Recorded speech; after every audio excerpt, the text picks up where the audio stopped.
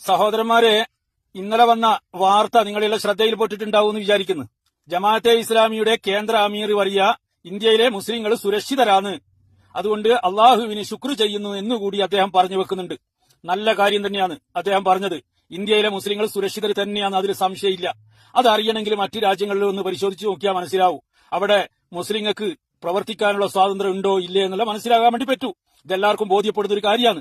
എന്നാൽ ഇതേ വാദം ഈ ജമാഅത്തെ ഇസ്ലാമിന്റെ അമീർ പറഞ്ഞ അതേ കാര്യം ഒരു മാസങ്ങൾക്ക് മുമ്പ് ബഹുമാനപ്പെട്ട കാന്തപുരം ഉസ്താദ് പറഞ്ഞപ്പോ ഇവിടെയുള്ള ജമാഅത്തെ ഇസ്ലാമി മാനസികാവസ്ഥയിൽ ജീവിക്കുന്നവരും സുഡാപ്പി മാനസികാവസ്ഥയിൽ മുന്നോട്ട് പോകുന്നവരും സലഫി ചിന്താധാരയിൽ പ്രവർത്തിക്കുന്നവരും അതേപോലെ സുന്നി വേഷം കെട്ടി സുന്നികളുടെ സ്റ്റേജിൽ കഥാപ്രസംഗം നടത്തി ഉപജീവന മാർഗം തേടി അതിൽ നിന്ന് കിട്ടുന്ന വരുമാനം കൊണ്ട് തിന്ന് തടിച്ച് കൊഴുത്ത ചില മന്നാനിമാരും കാസിമിമാരും വന്നിട്ട് പലതും പറയുന്നത് നമ്മൾ കേട്ട്, കാന്തപുരത്തിനെ അതിരൂക്ഷമായി വിമർശിക്കുന്നത് കേട്ട്.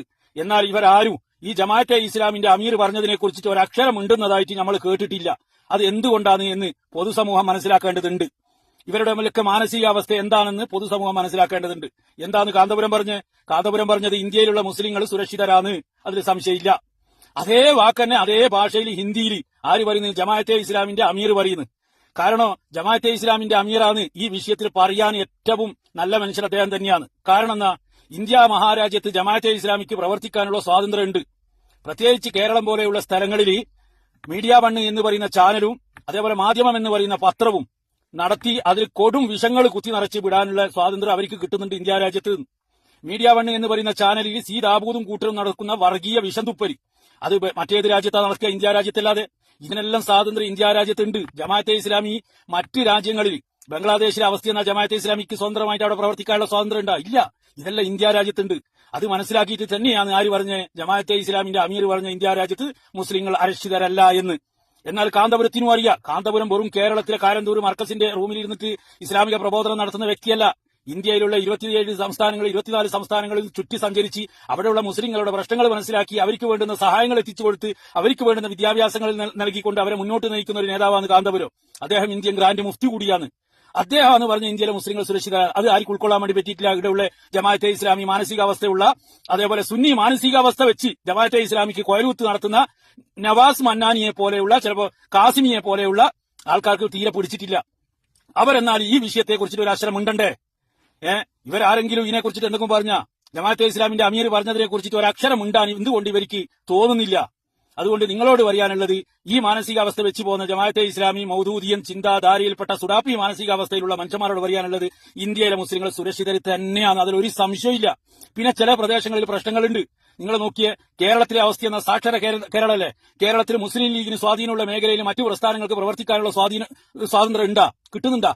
നിങ്ങൾ തന്നെ സുഡാപ്പികൾ എടുത്തൊന്ന് പരിശോധിച്ച് നോക്ക്. മുസ്ലിം ലീഗ് കേന്ദ്രീകൃത പ്രദേശത്താണല്ലോ സുഡാപ്പികളുടെ രാഷ്ട്രീയ പ്രവർത്തനം. അവിടെ നിങ്ങൾക്ക് സ്വന്തമായിട്ട് രാഷ്ട്രീയ പ്രവർത്തനം നടത്താൻ വേണ്ടിയിട്ട് മുസ്ലിം ലീഗ് വിടുന്നുണ്ടാ? അതേപോലെ കോൺഗ്രസിന് സ്വാധീനമുള്ള മേഖലയിൽ മറ്റു പ്രസ്ഥാനങ്ങൾക്ക് പ്രവർത്തിക്കാനുള്ള സ്വാതന്ത്ര്യം അവർ നൽകുന്നുണ്ടാ? ഇതേപോലെ ബിജെപിക്ക് സ്വാധീനമുള്ള മേഖലകളിൽ ചില പ്രശ്നങ്ങൾ ഉണ്ട്, ഇല്ല എന്ന് നമ്മൾ പറയുന്നില്ല. അതുകൊണ്ട് ഇന്ത്യയിലുള്ള മുസ്ലിങ്ങൾ മൊത്തത്തിൽ അരക്ഷിതരാവസ്ഥയിലാണ് കഴിഞ്ഞുകൂടുന്നത് എന്ന് പറയാൻ വേണ്ടി പറ്റുക?